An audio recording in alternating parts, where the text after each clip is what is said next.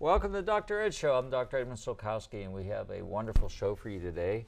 I want to remind everybody that you can hear my radio show live every Saturday morning from 9 a.m. to 10 a.m. on AM 1250 Pittsburgh and 92.5 FM. So we have a live, interactive, call-in health show.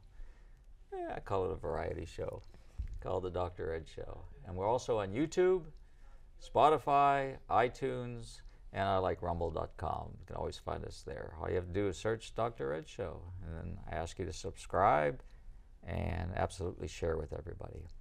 Our guest today was on the show a couple weeks ago. We had a fantastic show, and we were talking about something that's really serious and becoming very commonplace. And we're going to give you the reasons why and how to deal with it. Let's welcome Dr. Rebecca Plute. Dr. Plute, my good friend, it's always a pleasure to have you on one of my shows. And we did the radio show a few weeks ago. We just sat there for like an hour and a half and talked after the show. It was fantastic. I know. But you have a practice in Canonsburg. It's a concierge practice. Yes. And it's Paragon Personal Health Care. Mm-hmm. And your perspective on health care, I think, is a little bit different than your average physician. Would you agree with me on that? I would agree with you on So tell us just briefly what led you to be a concierge healthcare provider. When I was practicing conventional medicine, which is the more big corporate medicine, and I felt that it was detracting from my patient experience. I'm very much believe in that whole person, that individual care, and more we were getting into population management. It felt like we were pushing people through the factory, collecting the data, and just trying to do everything by algorithm, and I felt like it was losing the quality. I like to work with people one-on-one. I like that older fashioned, build the relationship, collaborate, make decisions together. And I think that's critical actually in healthcare, because it almost is becoming a one shoe, one robe fits all kind of thing, you know. And sometimes your patients don't tell you everything that you need to know, and you've got to be able to read them and read their clues and their cues and really draw information out. Mm-hmm. And these corporate practices sometimes give 5 minutes or 10 minutes with a patient. I don't know how you do that. Well, yeah, and sometimes it takes people, to be able to tell their story, and then they can get to their agenda. And if you don't have enough time to just listen and relax and listen to somebody's story, you don't understand their perspective. You miss that part of hearing what's most important to them. And when you're trying to tell people what to do, and they don't have that sense that you understand what's important to them, then you're going to shut their ears, right? And you're not going to be able to make decisions together. You know, I don't believe in the model of I'm the doctor, this is what you should do, and that's the end of the story. It's, I'm the physician, I'm your trusted advisor. I have to allow our relationship to grow, to build that trust, and then we can explore what feels right to you. Even we're going to talk more about guidelines today. That's what they are, they're guidelines. Do you fit inside the guidelines, or are you a special case that we need to do things maybe a little bit outside the guidelines to get you the best care and to take the best care of your body that we can? So if someone wanted to become a patient of yours, what do they need to do? They would look me up on the website, is what usually people do. And they that'll be Google shown up from Dr. time Plute, to time. And call the office and then arrange a consultation. And during that consultation, there's no charge for that. We sit down, we talk for a half hour, 45 minutes. We decide if this is a good fit. If it is a good fit, then we have a monthly or annual fee, which is all price transparent. You can go on the website and find out what it costs to join my practice. Which is a nice thing. And as a concierge physician, you're pretty much on call, which is unusual today. Well, being on call is not unusual as a physician, but being on call for specifically your patients, not just in a rotational system, is what's a little unique. Well, it's sometimes very difficult to get into have a conversation with a physician outside of your office appointment. And you go through a series of central call stations, and then you can't get into the office, and I had some testing done 2 weeks ago, and it's still not on my chart, and I stopped at the office today to find out why it's not not on my chart because I want to see what the test results are. Yeah. Well, it hasn't been read yet. Yeah. That's 2 weeks. Right. Well, it should have been read already. Well, the physician hasn't had a chance or is out of town or something like that.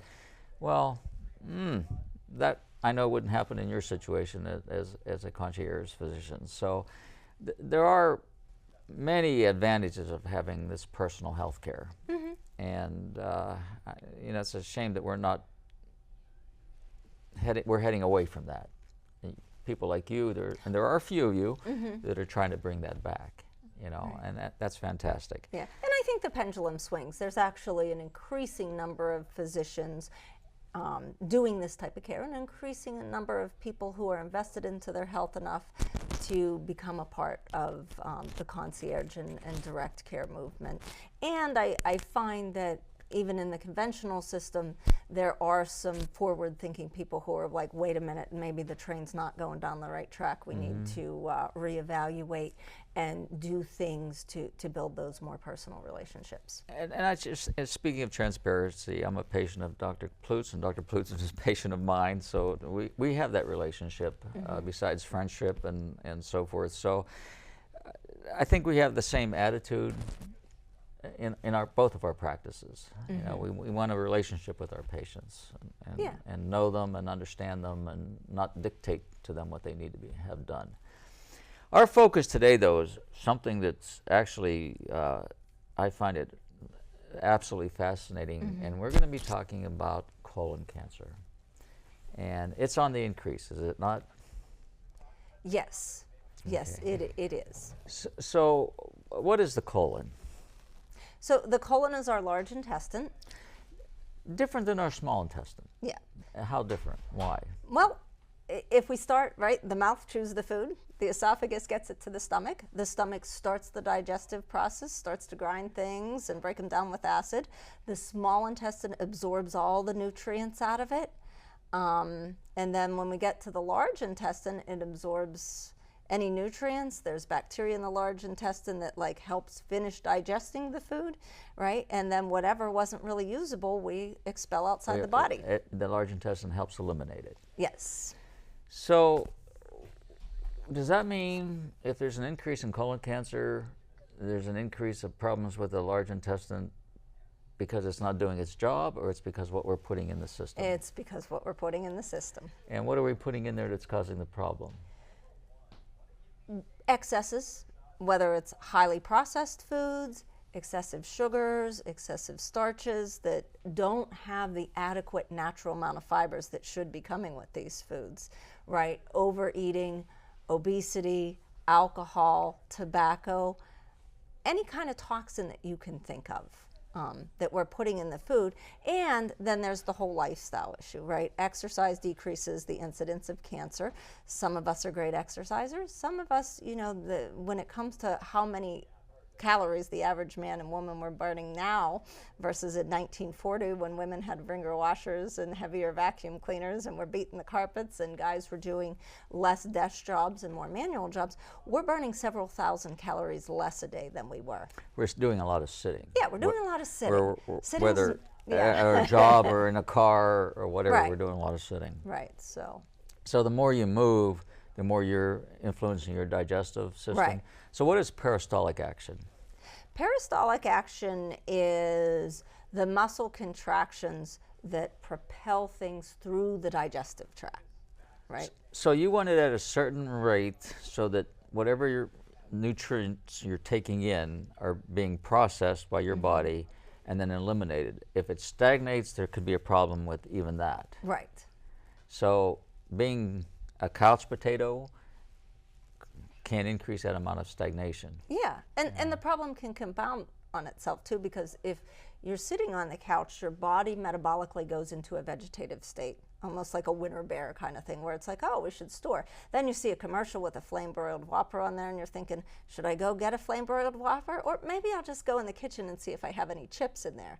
And because being in a vegetative state, sitting, relaxing, tells the body, whatever calories we're going to get in, we should store. And then once it starts getting stored in calories, it's like, we should store some more. We'll just go get more calories. So that's in a vegetative state. Whereas when we're in an active moving state, our body's more metabolically tuned to say, oh, we should use energy and we should burn the calories to fuel our muscles to keep going and doing what we're doing.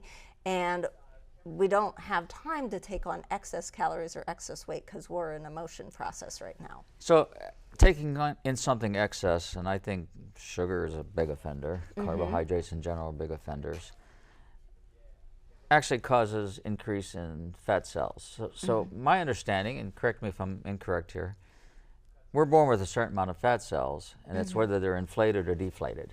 Yes, Is although if we get excess calories in, especially excess processed foods in over our system over time, we can get more fat cells. You can grow more fat cells. The trouble is we can't really get less fat cells. So they will ever sort of have the tendency to like the idea of filling back up again. And I think your point is well made, because even if you do something like liposuction, over time those cells, they take those cells out through vacuum, but those cells will actually come back over time. Yes. Yeah. So when somebody goes on a diet, first 5-10 pounds usually water. Yes. Because your fat cells store water as well. Right.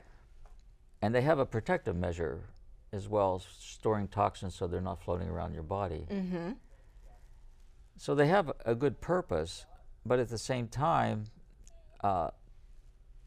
you're storing those. If you have uninflated fat cells, you're not storing those toxins. Is that correct? Right. So the lower your body mass index is, to a point, right? It's like a filtration system. And at the proper amount, in what we typically call ideal body mass, right?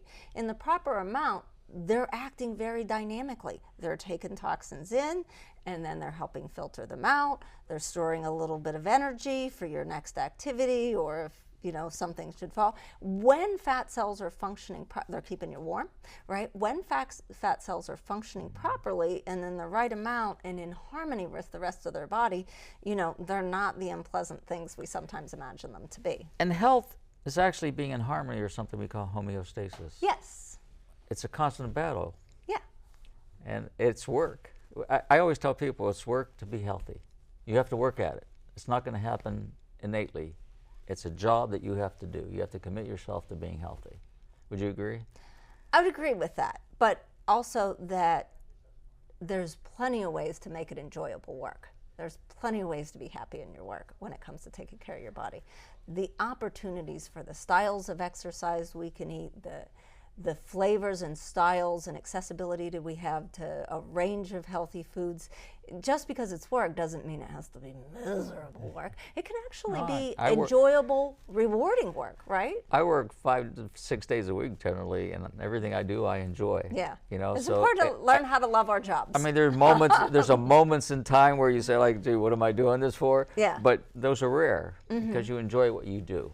Yeah. And if you didn't enjoy what you do, then it really is work. Right.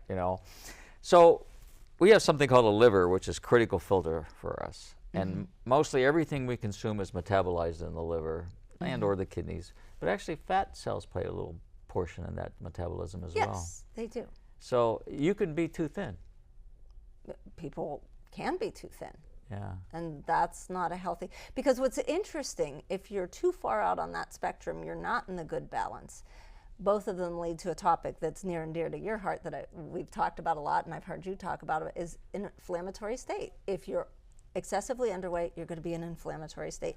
If you're excessively overweight, you're going to be in an inflammatory, because those two extremes are stress on the body. And when you have stress on the body, just like when you have psychological stress and you become inflamed and you don't make the best decisions, your physical body and your metabolism becomes inflamed and it's not making good decisions. and that's absolutely true. And there's two things that I always recall from my medical training is if you don't use it, you lose it. And if there's inflammation, there's disease. And if there's disease, there's inflammation. And I think those are two important guidelines to follow. So if you become that couch potato, you're going to look like a potato. If you are in an inflammatory state, you're going to be sick. Yes. So we have to do things to keep that. So if you look at my perspective, we're going to start with the oral cavity. Okay. And we know digestion begins there. Your body starts to produce enzymes. You see something that looks delicious, you start to salivate. You have glands that produce these enzymes that actually begin that peristaltic action. It begins the digestion of your food.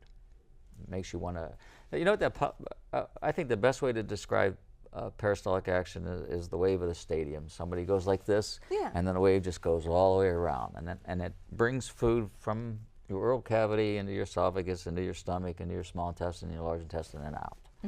If that's disrupted, then you have a problem. Yes. If you're not producing, if you have certain issues like dry mouth, on layman's terms, that salivary process is going to not start that digestive process, and you can impact your peristaltic action. Now, today's focus is going to be on colon cancer. Well, we're going to have a conversation where colon cancer may very well begin. In the mouth. In the mouth.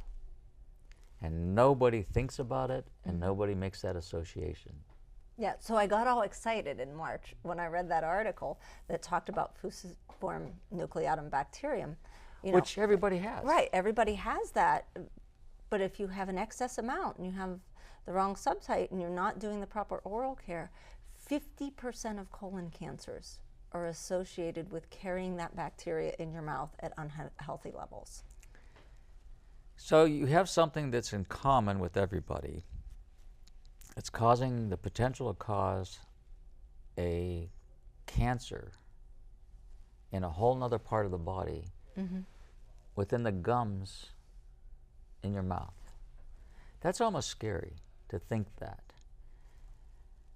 People, I think today, especially since the age of COVID, that we want to live in a sterile environment. We can't live in a sterile environment. Right. We just need to keep the population of that bacteria in check. Yeah, another balance issue. Another balance right? Because issue. there are many bacteria that help our body. We need some oral bacteria in our mouth. But again, we got to keep it in the healthier bacteria. And it turns out, as intimidating as it can be to figure out once you have that epiphany moment where you're like, oh my gosh, I need to take care of my body. I need to start thinking about how I care for the body. A lot of this is if you're focused on doing the right things, it rolls out amazingly easier than you would think. So we have this bacterium, and actually that same bacterium is associated with Alzheimer's as well. Yeah, and coronary artery disease. And coronary artery disease. That was one of the first ones that they established that with. Right. And you know, heart disease and all these issues, and the connection between a systemic problem starting in the mouth. So we have this bacteria, this colony of fungi, bacteria, even different viri. What's the difference between a pathogenic one and non-pathogenic? Great question. Right, so the popular term for it this day is the microbial biome, right? Biome. That you have this population of bacteria, right? And some of those bacteria are invasive, destructive to the body, cause disease, cause infection. And other bacteria help aid normal processes, help balance out and take space and residence up to keep the bad bacteria out, right? They compete for space, but they may also even be assisting you in your digestive processes or in your immune system's defense. So the good bacteria, basically something that's symbiotic relationship, helping you, and the bad bacteria are something that's hurting you. And sometimes the bacteria is right in that gray line, depending on what its neighbors are doing, might determine its character and behavior. So when you have a patient that walks in, do you look in their mouth? As part of your exam? I do. That you don't. You know, the old-fashioned open up and say, ah. You know, I'm like looking at that soft palate. I'm looking at the dentition. I'm looking at the teeth. Yeah, that's part of it. So people hear of gum disease and they hear of something called gingivitis, which is gum disease just in a mild form and a very easily reversed form, or something in periodontitis, which is aggressive gum disease, and there's grades of those in between. We always grade them when we do an exam, and people don't understand the impact that that has on your gut and on every organ in your body. And I always tell people, your health begins here. Yeah. And they look at you like, I never heard that before. Why would your health begin here? Well, part of the reason is the blood vessels are so close to the gum. Right. And anything that's growing there that shouldn't be growing there is being picked up into the bloodstream and carried everywhere.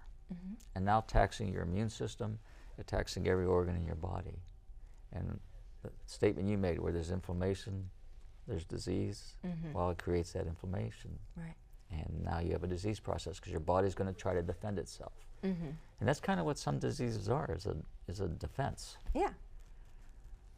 Hard concept, I think, for people to grasp. Now, how do we make people understand that?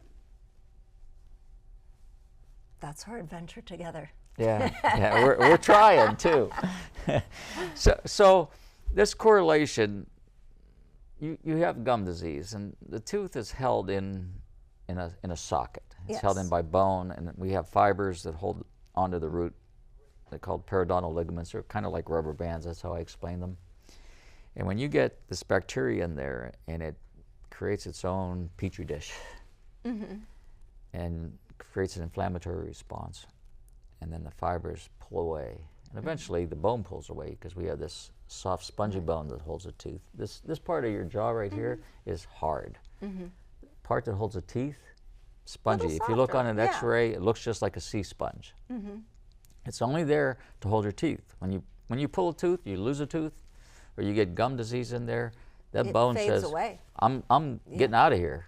And that's why you end up having loose teeth or floppy gums or and so forth. So brushing helps, right? You need to brush your teeth. Right. You need to floss your teeth. And then you need to go in and have professional cleanings because you can't get under that gum line. Right. That's your job. That's the job of my profession. So you get under there and you clean that stuff out of there. You're not eliminating it. Right. You're just keeping it in check. Yeah. And not allowing it to build up, because everybody, I think, understands what a petri dish is. You know, just something that grows. Yeah. Right? And that overgrowth creates a problem. So when this correlation was made between this particular bacterium and colon cancer,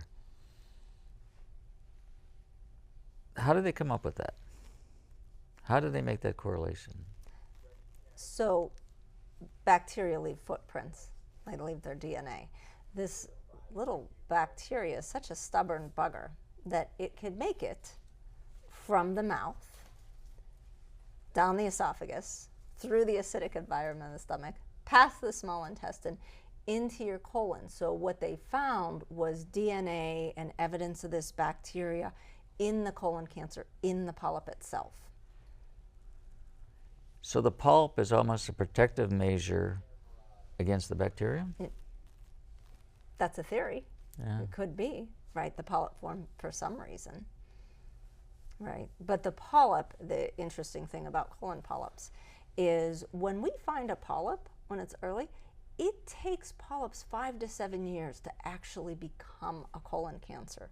So if you can do something to find a polyp before it's cancer, you literally can snip that polyp off without major surgery, with more, the colonoscopy, right? You can snip that thing off and never get that colon cancer. But we're into the root cause today, right?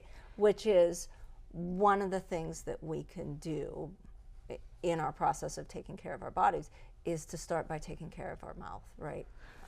So brushing is important, and everybody, being that I interact with so many patients a day, and we have this conversation all the time, how many times do you brush? Oh, once. When do you brush? Oh, in the morning when I wake up. Well, if you're only going to be one of those one-time-a-day brushers, best time to brush is before you go to sleep, because you go into hibernation and your mouth dries out, and that's when that bacteria gets able to grasp. It's sticky. It's able to grasp a hold of the tissue. So if you're one of those people, it's before you go to bed. That's when you brush and floss, not when you first wake up.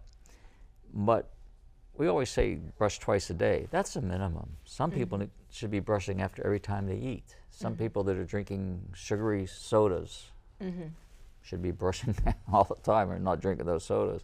fruit juice. Same type of thing. Those are high carbohydrates. Bacteria live off of carbohydrates. Most of them do. What's the difference between aerobic and anaerobic bacteria? So an aerobic bacteria has to work in an environment where oxygen is present. An anaerobic bacteria can work without any oxygen. And that's what we have a lot of in our mouth is anaerobic bacteria. Which is why they like to penetrate under the gum where there's no oxygen, right? Yeah. So what happens? So you got to go get them. We all have a sulcus. I measure them all the time, and healthy, generally healthy gums are from 0 to 3 millimeters in depth. When you start going 4s and 5s, you're starting to have a problem. When you start going 6, 7, 8s, 9s, and 10s, well, when you get to 10, you're almost about to lose your tooth. The bigger that pocket, the more that bacteria lays in there and creates a problem. And there's treatments for that. Now we can treat them with antibiotics. I even have some locally that I can place, and I actually have them sit at site. We do something called, besides your general cleaning, which is a minimum of twice a year, we can do what we call subscale, which is a surgical procedure where you numb and we go down and we scrape and plane and get rid of all of that buildup and make a smooth environment again. So if you do that, you know, you will make the pockets smaller again. I would say about 90% success with that.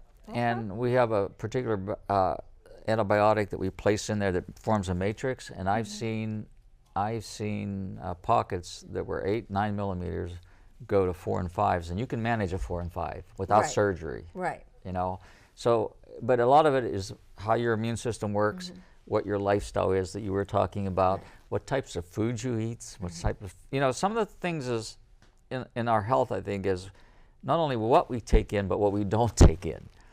And if those things are all in place correctly, you have good outcomes. Smoking, that's... So I used to smoke, confession here. And when I smoked, I had those 4 millimeter pockets, right? I quit smoking, I cut my pocket size back down to normal, and I became more attentive about flossing, brushing my teeth regularly, going to those 6 months cleanings. I'll tell she's a good patient. Right? And now I have good pockets, but I have better pockets at 54 than I had at 24 when I was young and thought I was really healthy. Because you changed those insults. I call those insults. Right. And smoking is a tremendous insult. Yeah. Right. And we put in place of the problems, we put in the things that were pro-health for my teeth and my gums. I love that I had that epiphany that, oh my gosh, I got to take care of this thing. You know, I tell people when they say, I just pulled a tooth, I say, do you know why the Wicked Witch of the East looks so bad? And they go, no. I said, because she doesn't have her teeth and her face is sunken in. Yeah.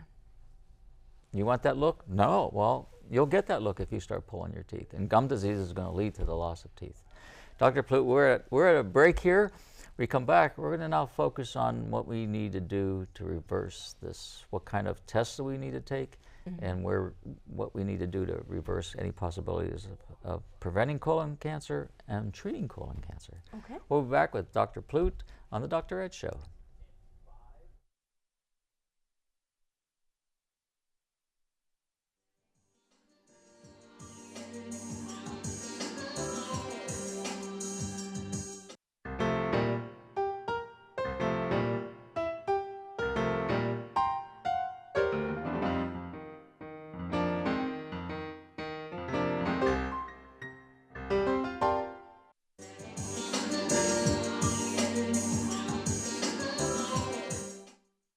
Welcome back to Dr. Ed Show. I'm Dr. Edmund Sulkowski, and we're here with Dr. Rebecca Plute from Paragon Personal Healthcare, and we're talking about something that's, I think, almost impacting 1 out of every, how many people?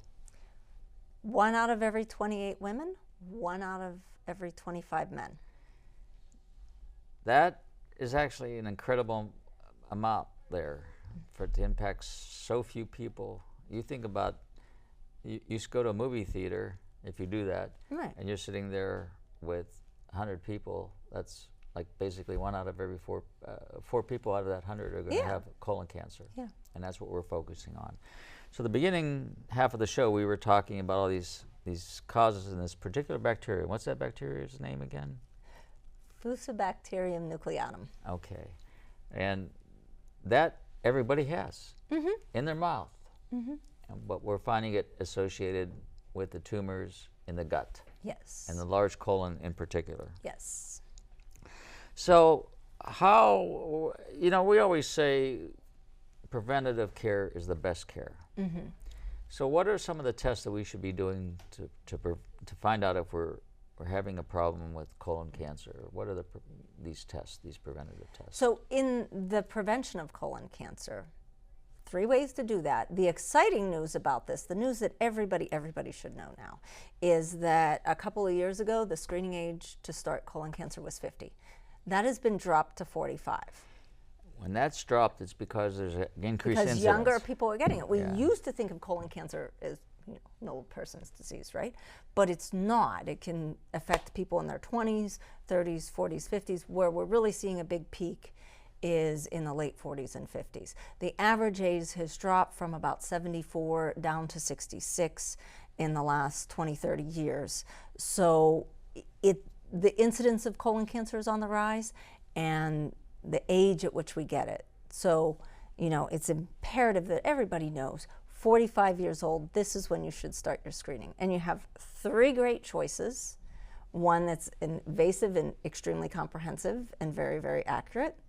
And 2 that are not invasive, easy to do, and at the end of the day, participating in them can save your life. So I like to start with the non-invasive type of things first, because could be a complication from anything that's invasive, and we'll talk about that. So what is the first non-invasive test that we should? So the one we've been doing longest is the fecal occult blood testing. So Well, that doesn't sound great. it doesn't sound great. So we make it sound better by calling it fit testing. But so we can make it sound better. But what you do is you smear some poop on a card, and then we have a developer that will check if there's microscopic blood in your stool, blood that you cannot see with your naked eye. Because like the gums that shouldn't bleed, your intestinal tract shouldn't It should not bleed. If it's bleeding, it's because there's unhealth. Could be a stomach ulcer, could be a colon cancer, could be an intestinal tumor, could be a food allergy. But if there's blood in there, it shouldn't be there, and we got to find out why. Or it could even be a hemorrhoid acting up. Yes. Okay. So I'm sure one of the questions you always ask is, because I'm always asked this, notice any blood in your stool? Any tarry stuff? What's the difference between, say, red blood that you might notice and dark tarry blood? Most typically, bright red blood comes somewhere from the colon itself. Tarry blood can come from anywhere. It can come from a vein in the esophagus, it can come from the stomach, it can come from the small intestine, or it could come from part of the large intestine. So tarry blood, we're not sure where it came from. It's black, it's sticky, it's been sitting in there getting somewhat partially digested. Bright red blood is relatively close to your anus. So you could end up having some bright red blood because you strained to go to the bathroom. And you have a hemorrhoid and it bled a little bit. And But that's not a big deal. You may want to address that as well, but it's, that you don't know though, right? We actually have to look to figure that answer out. Yeah. You see that dark, sticky stuff, that's a whole nother issue. It's time to come see the doctor. Yeah. Okay, so that's the first test. What's the second test? Okay. The second test is the Cologuard test, and that's where you can collect a sample of poop and find DNA that is found in polyps or colon cancers. You collect the poop, you send it to the lab, they run very specialized tests on it, and they look for DNA. So every living thing has DNA, and those are markers. Yes, So that seemed to me would be a little more accurate than the first test. it is. Right, so if you do that first test where you're just smearing a little bit of poop on the card and sending it off to be developed, you have to do that every year to successfully detect colon cancer at its earliest curable stages. The DNA test, the Cologuard test, you do that every 3 years because it just picks up things so much earlier. It's so much more sensitive. It's so much more accurate. But if either one of those first two are positive, that's when we get back into the discussion of the colonoscopy. Okay, now a colonoscopy is an invasive thing. And explain the process of that test.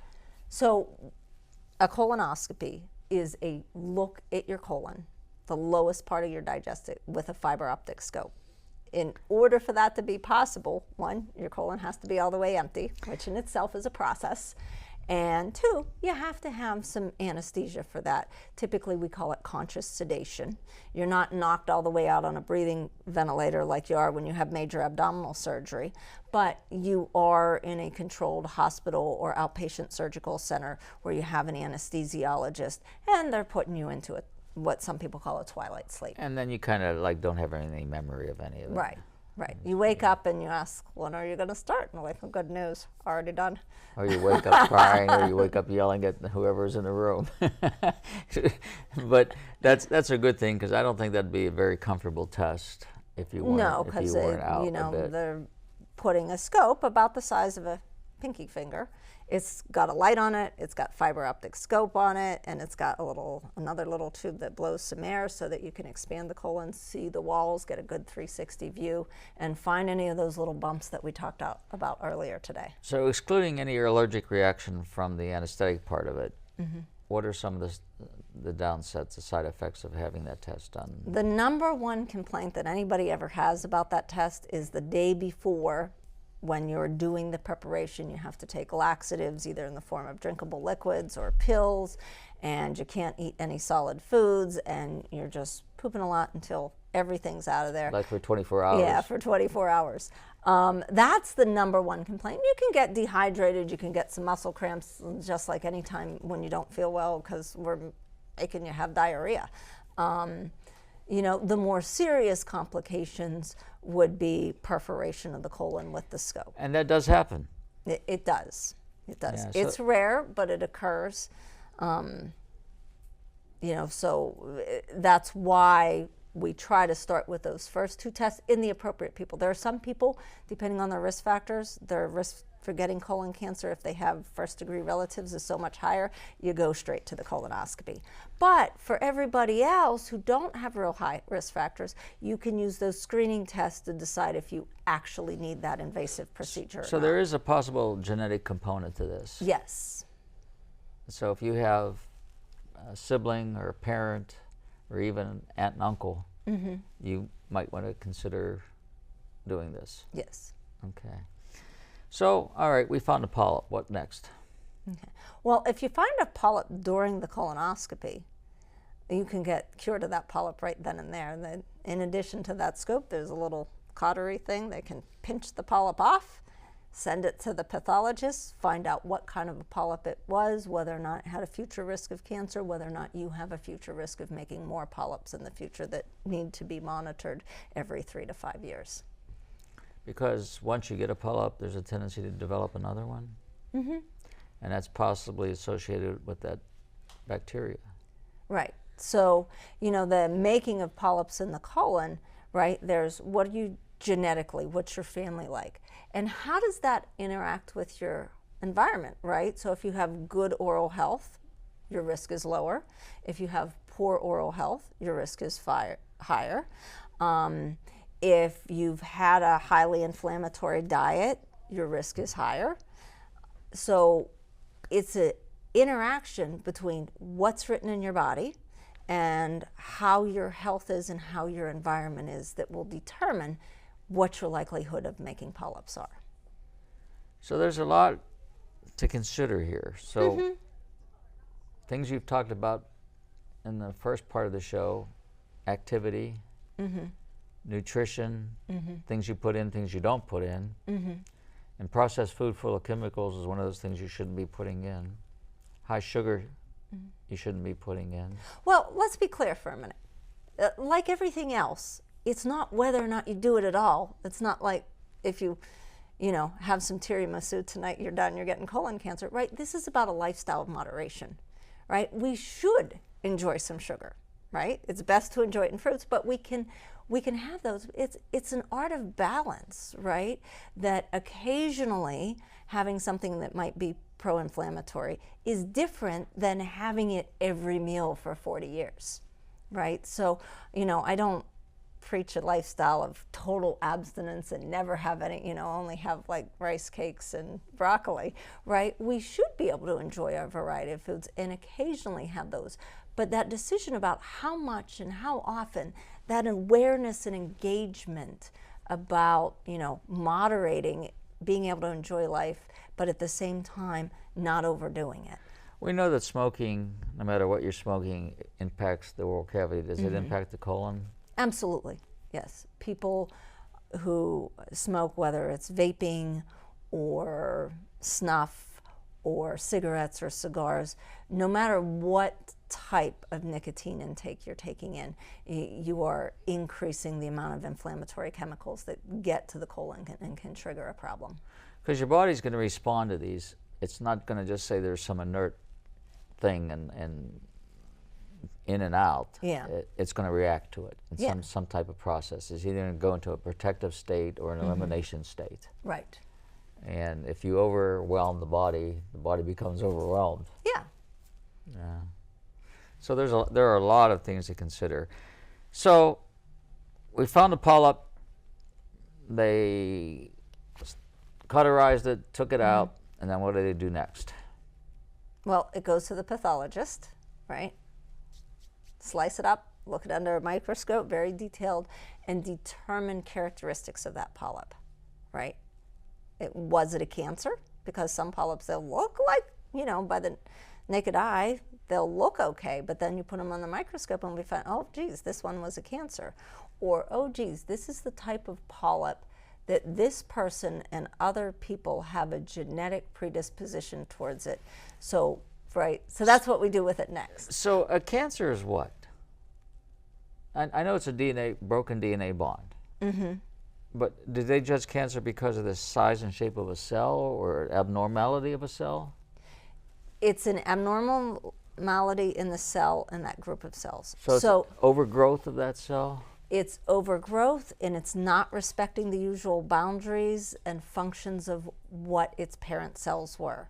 It's a rogue cell, it's wild, and which means it might not just stay in the colon, right? It can break off and go to other places. Colon cells don't normally break off, only cancer cells break off.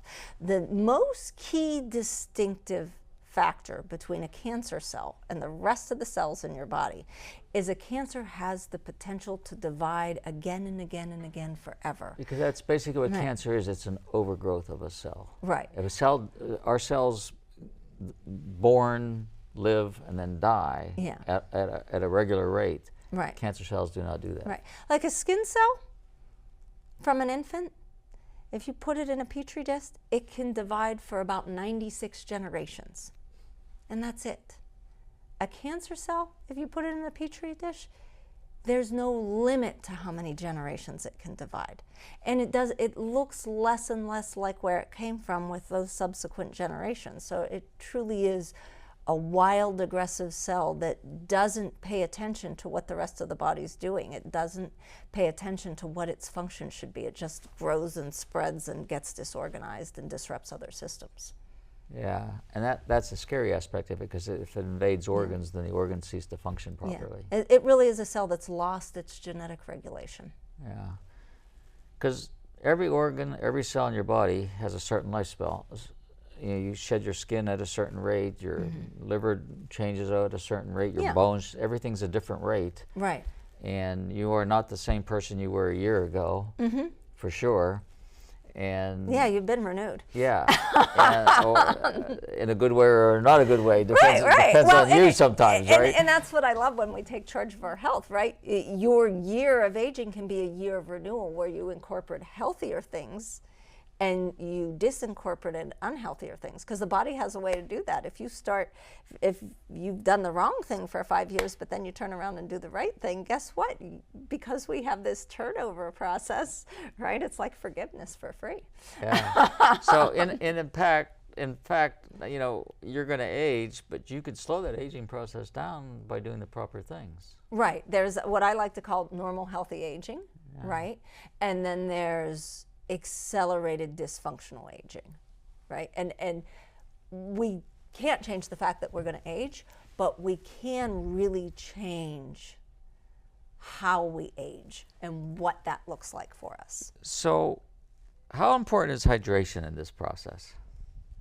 Hydration is very important, right? Because if we have toxic things that got into our body, either because of our own decisions or because of the culture we're living in, flushing that out by being properly hydrated, right? We can sweat some of it out, we can poop some of it out, we can pee some of it out. You know, our body was built to eliminate environmental insults. And when we're giving it something as simple as the proper amount of hydration it needs, it facilitates what our body was already designed to do. We're mostly fluid. We are. You know, everybody thinks that we're flesh and bone, but our cells We're mostly fluid. Mostly fluid. Yeah, we're like this big if we're all dehydrated. Yeah, basically. And if we're not consuming the right fluids, which isn't soda pop, orange juice, coffee, tea, it's pure water. Yeah. We can enhance this problem that and cause a deficiency of hydration that concentrates all these toxins. Right. And we need to avoid that. And if you're more active, or the temperature's too hot or too cold even, you need to reinforce that hydration process. Yes. And that's with clean water, which I never consider tap water to be clean water. So running to the tap is not the answer, in my opinion, or for that matter, drinking out of a plastic bottle isn't the answer either. But you need that filtered, get rid of that chlorine and that fluoride out of that water. So hydration, I think, is extremely important for cellular function. So yeah, water is life. Water is life, yeah. So what do we do next? Let's say that polyp went off to the lab and the lab came back and said that's a cancer cell. What do we do? At that point, we see the general surgeon and we will get part of our colon taken out, right? And they will, you know, part of the process will be getting CT scans, looking, did that cancer cell get anywhere else, right? And then you may have to take out part of your colon to cure that. Yeah, so that you can do a colon resection, which is where they cut the bad part out and put the ends back together. Put the ends back together, and that often works. And then there's also other things that may happen, like a colostomy. What's a colostomy? A colostomy is when, for some reason, they're not able to put the two cut ends of the colon back together. Then instead of your stool coming out your rectum, they can attach the colon to come out of your belly. And it's what's called a stoma. Yes. And you end up having your feces go into a bag that you have to maintain and clean and do all of that. Or otherwise you would die. Yeah. And now, in some cases, after healing happens, that can later be reversed and hook things back up, which is another thing fascinating about the body, is that there's always opportunity for healing one way or another. And it's also fascinating that we have people trained to be able to do things like that. Yeah. You know, because if we didn't, that wouldn't happen. Right. As far as detecting colon cancer is the best it's ever been. Treating colon cancer is the best it's ever been in the history of humanity. So I can remember when cancer was the quiet C word that everybody whispered. It's quite common now. I think in different forms of cancer, it's 1 out of every 2 people. Eventually we'll have some form of cancer. We're actually fighting that on a daily basis.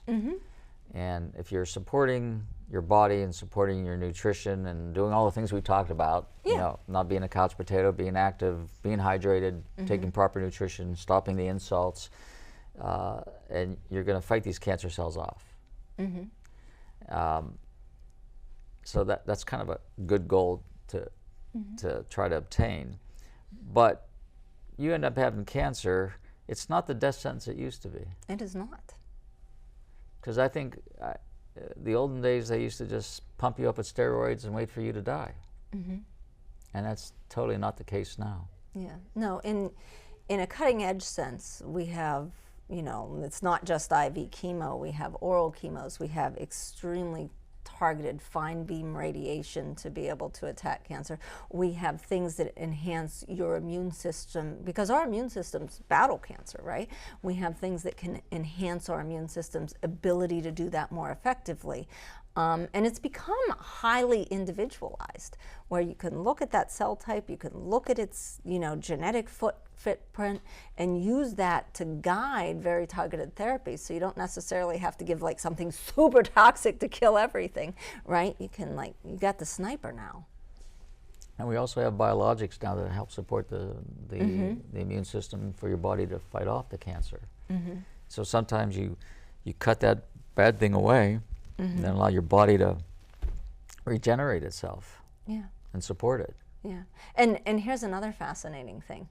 So say you get the cancer and you never exercised before and you're like, it's too late. It's not. So if you get the cancer and they test all the lymph nodes and everything, you don't have it anywhere else, you start exercising, you decrease the odds of ever that cancer coming back by more than 50%.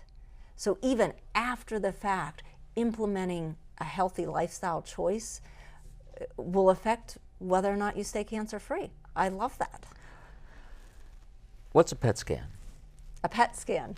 Oh, a PET scan is ever so much more than it used to be too, right? So in a PET scan, it's a CT. Now for those of us who don't know, a CT is a very fancy X-ray where you use computer software to enhance and be able to distinguish not whether it's just bone or flesh, but what kind of flesh is. Is it fat? Is it muscle, right? In a PET scan, you can give a tagged item that lights up, right? And it used to just be a tagged sugar, so you could see cells that were dividing faster than they should be will light up, and that tells you where spots of cancer are. But now you can even tag it with something very specific that sticks to breast cancer or sticks to prostate cancer. So you can also find out not only where escaped cancer cells might be, but how busy are they, what are they doing, and what kind are they? And the earlier you can diagnose that, the better chance you are surviving successful it treatments, and having good treatments. Yeah. Yeah, so really important. So should everybody go have a PET scan? No. No. No. We'll try, because it is a radiation-based thing, we try to only use radiation when it's necessary, right? So there are other great ways to catch things in their buds beside the PET scan. Typically we use a PET scan when we know there's cancer and we're looking for where it might be hiding out in the body, or we've started some treatment and we're looking to see how successful our treatment is. Are there any blood tests that will show cancer cells floating in your bloodstream? It will show their footprints, not the cells themselves, typically. Okay. So there'll be some marker. Yeah, that they're called tumor markers, right? And there are blood tests that can do tumor marker testing. We commonly do that for prostate cancer detection, early detection of prostate cancer. We look for a protein in the blood that when prostate cancer cells start dividing, that normal level of protein suddenly shoots up higher than it should be, and that's a warning that we better take a close look at what's going on with that prostate. So, and we're a little off subject because we were focusing on colon cancer, but cancer's cancer. Yeah. So breast cancer was always self-diagnosed initially. You do a self-breast exam. Is that still the protocol? We do mammograms. Yeah. Mammograms, right? a better way to do it. Part of the routine screening, annual breast exam at your physician's office. And we still really encourage women to know their breast, do their self-breast exams, and if they find something about their breast that has changed, come get it evaluated. What's number one cancer, most diagnosed cancer? Do you know the answer to that? Because I know colon is up there, lung is up there, and breast. Those are the top three. But they've been fighting each other in order. Yeah. So. Yeah. Lung, colon, breast, and prostate. They're the top four. Because what's happening? The blood's carrying all of this stuff. That's why. And to take it back to where we started the show, If your oral condition is a mess, all that's being picked up in the bloodstream Yeah. and going to every place in your body. Mm-hmm. So actually the power of your health lies with you. Yeah. And you have to make the effort. There's no magic bullet of any of this. Right. Well, and I think that, you know, we just need, and more people are doing this, right? If we buy a new car that we absolutely love, we know that there's some periodic maintenance. We think about what kind of gas we put in it, how often we should do the oil change, rotate the tires, take it into the shop, get things checked out. Our body's our vehicle to live, right? So our body needs a little oil change, right? Needs routine surveillance, and needs us to think. You know, you wouldn't just like grab a gas can off the side of the road and dump it into your beloved new car that you got, right? You would say, I want to go to a reliable place. I want to get gas that I know is clean and pure and not going to gunk up the engine. Well, I think you hit a big point over here. I think some people worry and take care of their car better than take care of themselves. Right, and if they're doing a good job taking care of their car, they just have to like carry that over. And it's kind of, once somebody becomes successful in managing one thing in their life, it becomes easier for them to translate that skill into managing other parts. So, you know, whether you're looking to be financially healthier or spiritually healthier or physically healthier or emotionally healthier, just start working on one of those areas. Learn it, explore it. Can't do it all at one time. Just start, pick a spot, start. Pick something you feel like you can do. Yeah. Are you accepting new patients? Yes. Okay, so how do people get a hold of Dr. Plute? They can look me up on the website under Paragon Personal Healthcare or Dr. Rebecca Plute, or they can call 724-746-7030. Okay. Fascinating conversation, and I think it's a critical conversation because we've tied in systemic health and what you need to do to be healthy. You could have all the money in the world, you don't have your health, you don't have anything. Is that true? That is true. Yeah. Dr. Rebecca Plute, give her a call. Remember, a healthy pet is a happy pet. When you're healthy, you're happy as well. Also, you can listen to me live every Saturday morning, AM 1250 The Answer, and 92.5 FM. And also on Rumble, iTunes, Spotify. We're out there. God bless. We'll talk to you next time. Bye-bye.